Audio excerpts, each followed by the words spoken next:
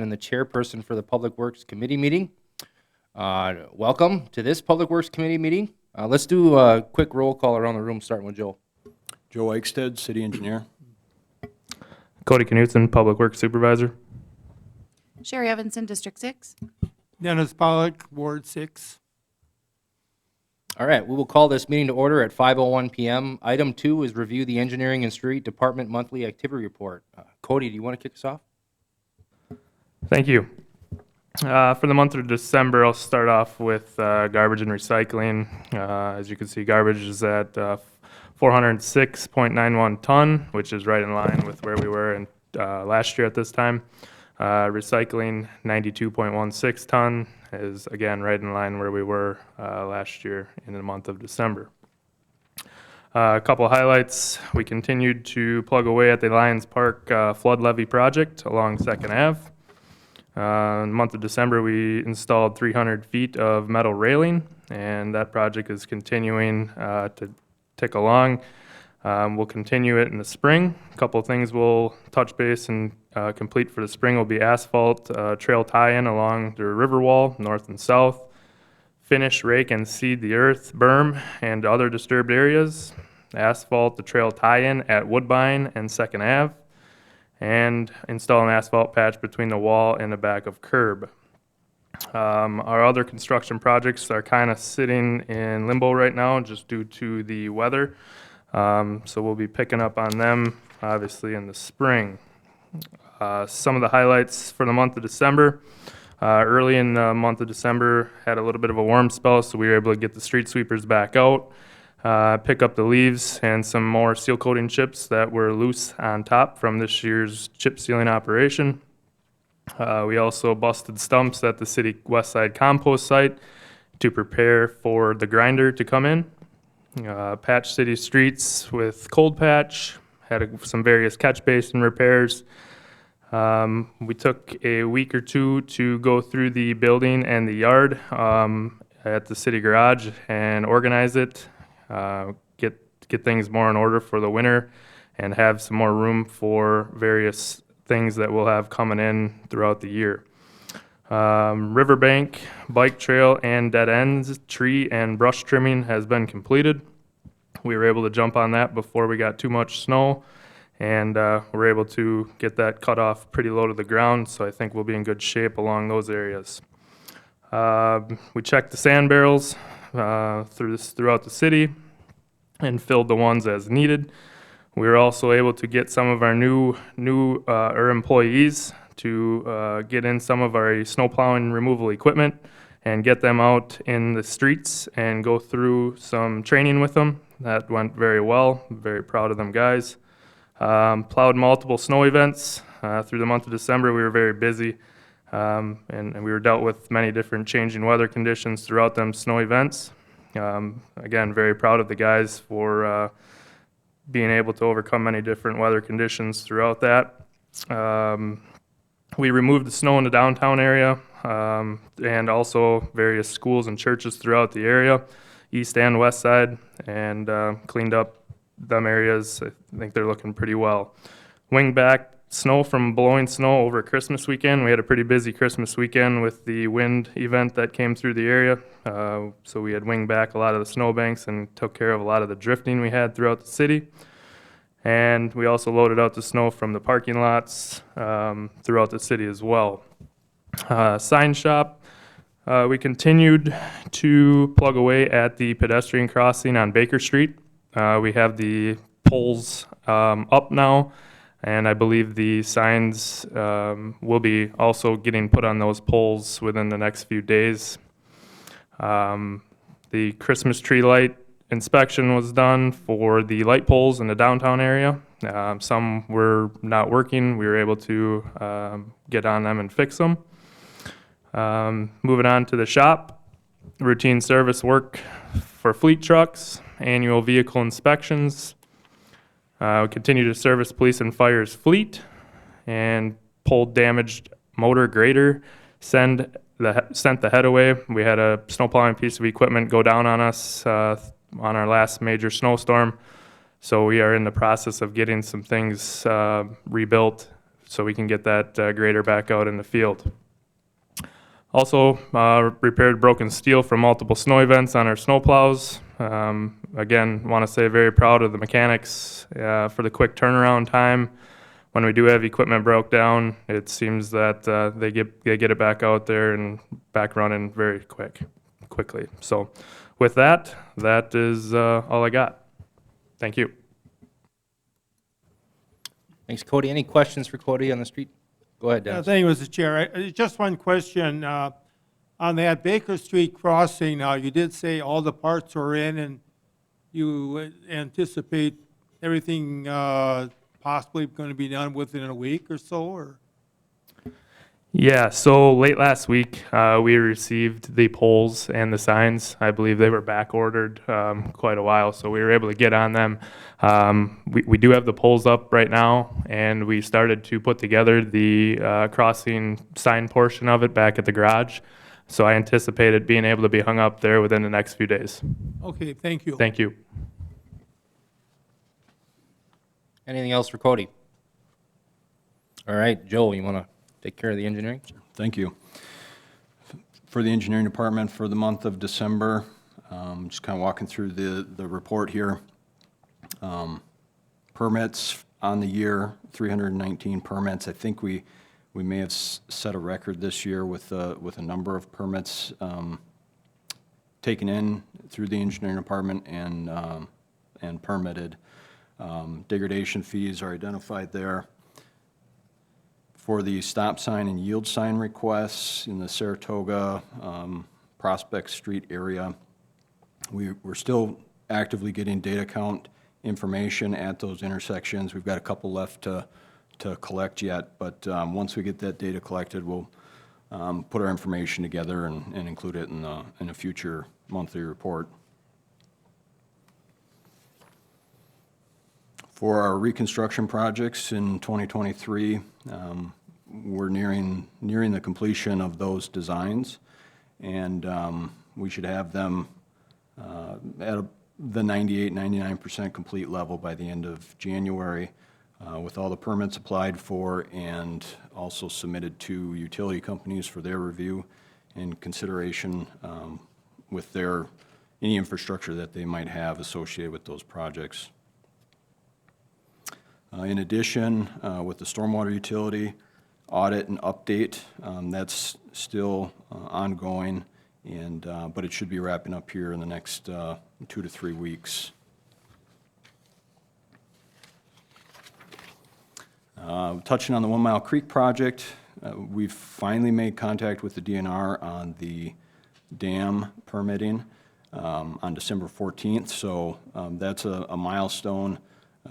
Finally got it to the right individual at the DNR and had a conversation with them about the project. And so everything seems to be moving in the right direction now. And we'll be submitting a letter to the property owners here with an update for them in the coming days. Other highlights, the rail study, they've completed their data collection. The survey, public survey has ended in the month of December with over 900 responses. I'm not sure what the final count is on that, but I'm sure we'll be able to review all that information when it's compiled.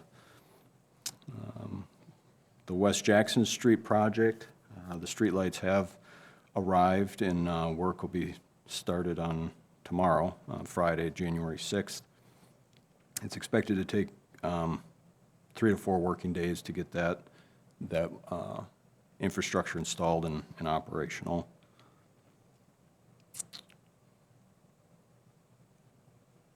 I guess that concludes my update for the month.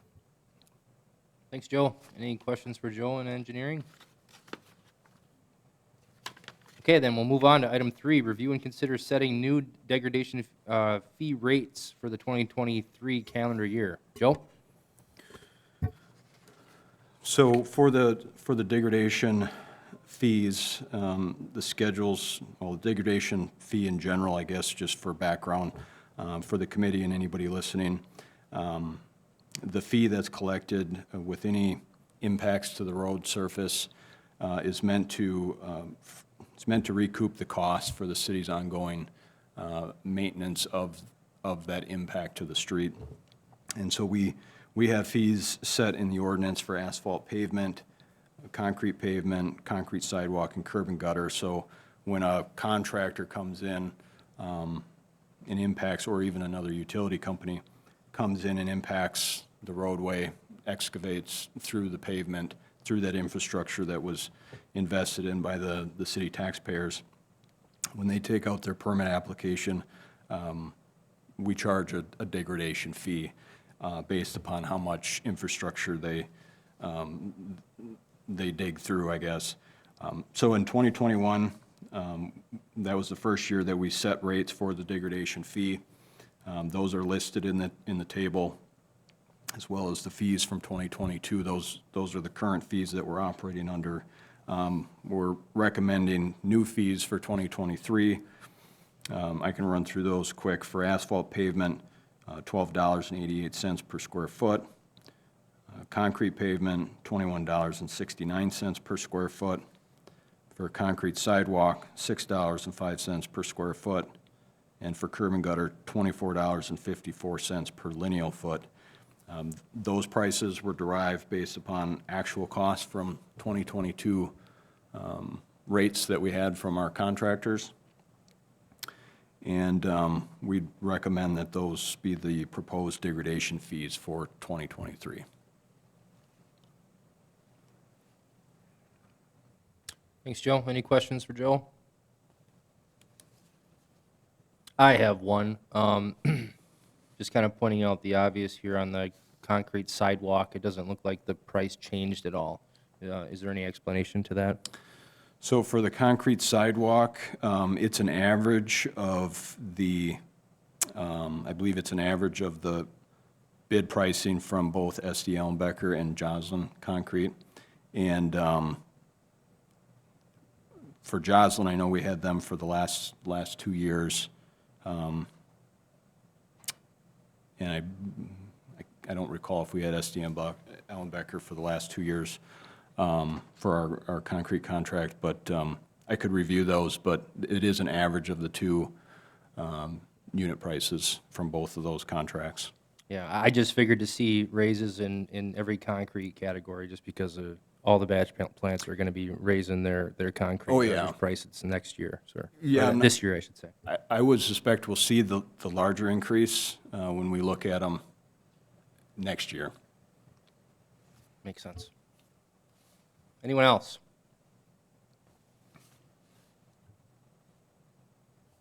So I'll make a motion to approve the proposed degradation fees for 2023 as presented.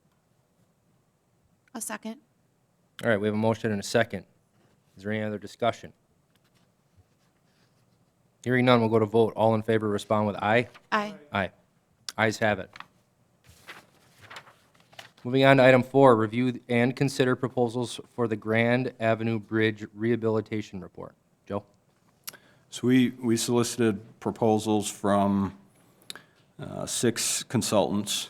We reviewed a list of approved firms that were eligible on the DOT's list for consultants that do bridge rehabilitation reports.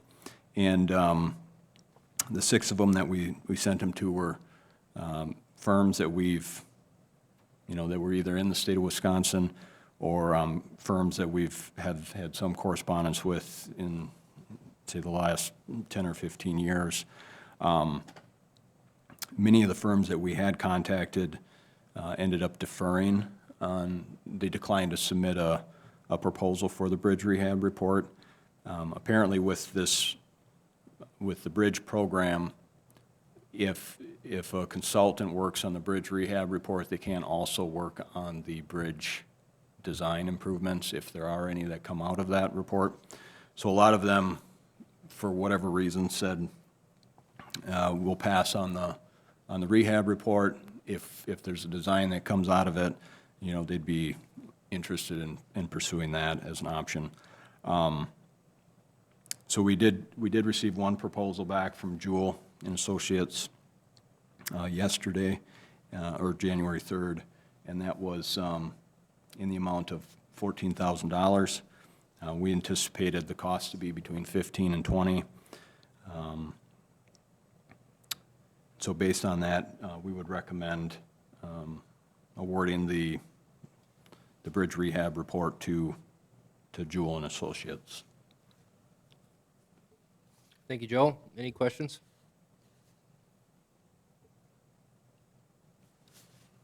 Hearing none, what are the committee's wishes?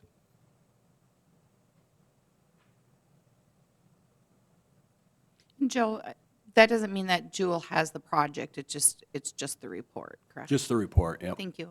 I'll make a motion to approve. Okay, so we have a motion to approve the proposal by Jewel for $14,000 to do a bridge rehab report. Is there any other discussion? Hearing none, we'll go to vote. All in favor respond with aye. Aye. Aye. Ayes have it. Okay, moving on to item 5, review the referral list.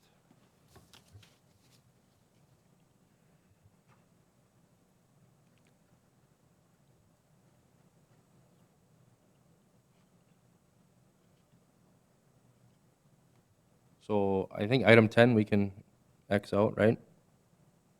Yep. And also item 11.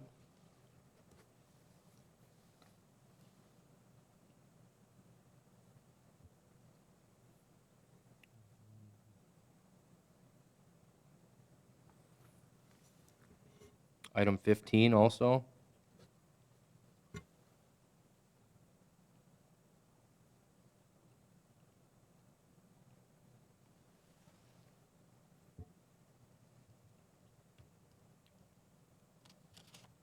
Are there any other additional referrals to add?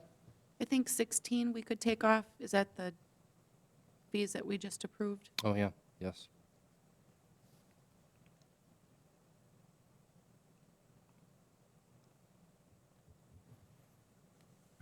Hearing none, we'll move on to setting the next meeting date.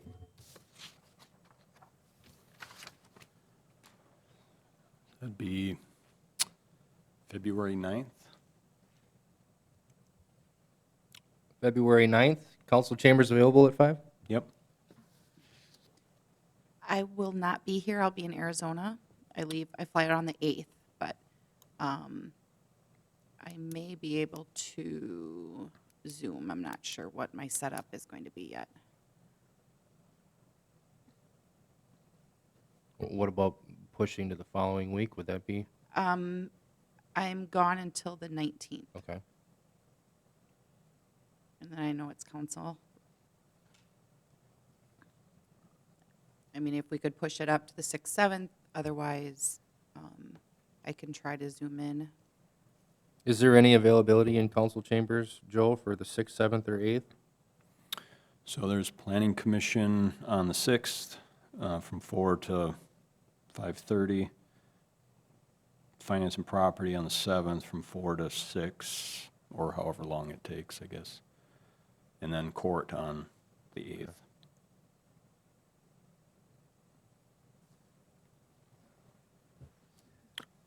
I can just try to Zoom too. That, or we could go after Planning Commission on Monday, the 6th.